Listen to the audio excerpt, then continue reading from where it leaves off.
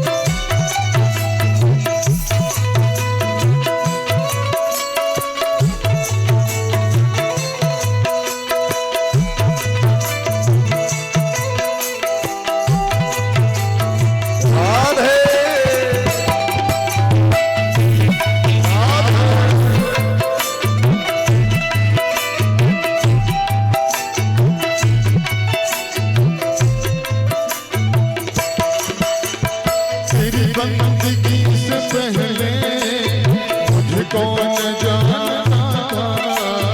तेरी बंदगी से पहले मुझे कौन जानता था। तेरी बंदगी से पहले मुझे कौन जानता था। तेरी बंदगी से पहले मुझे कौन जानता था।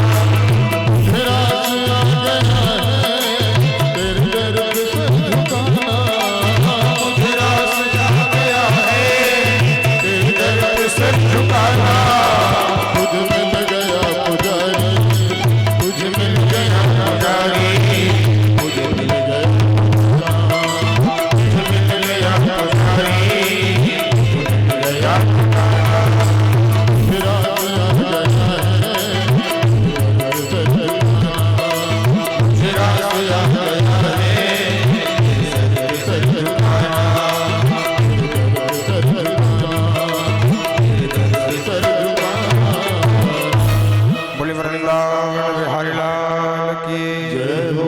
मुझे रास आ गया है तेरे दर पे सर झुका।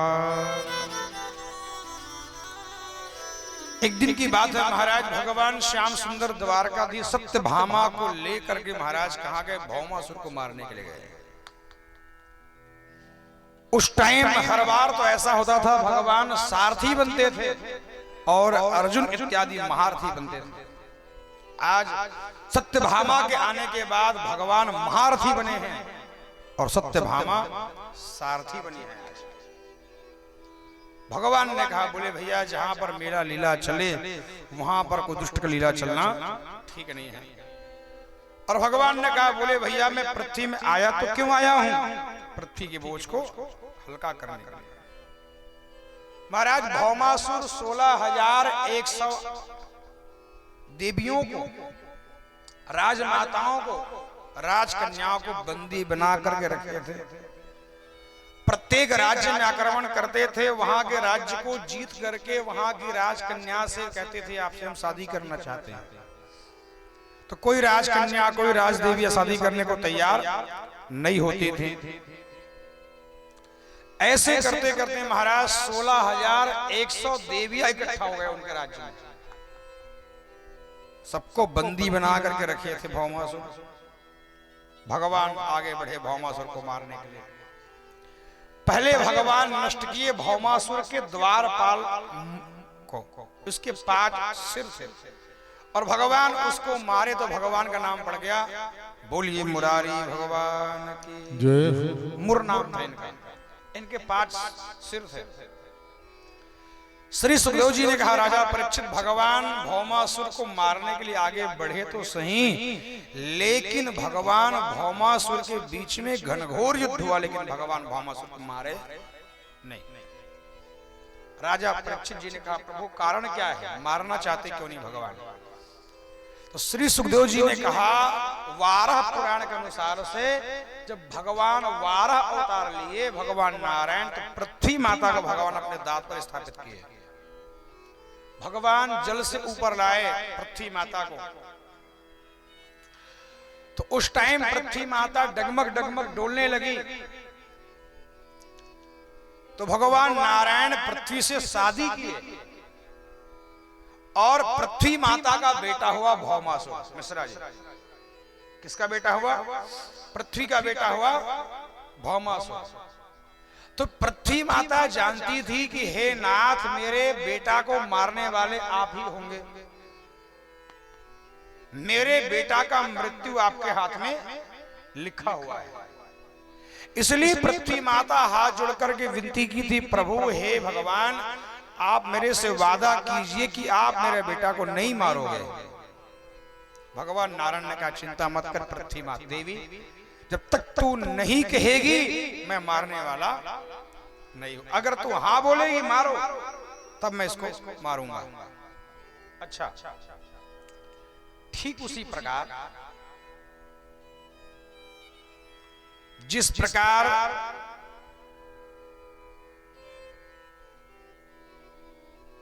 श्री राजा रावण के बेटा हुए मेघनाद,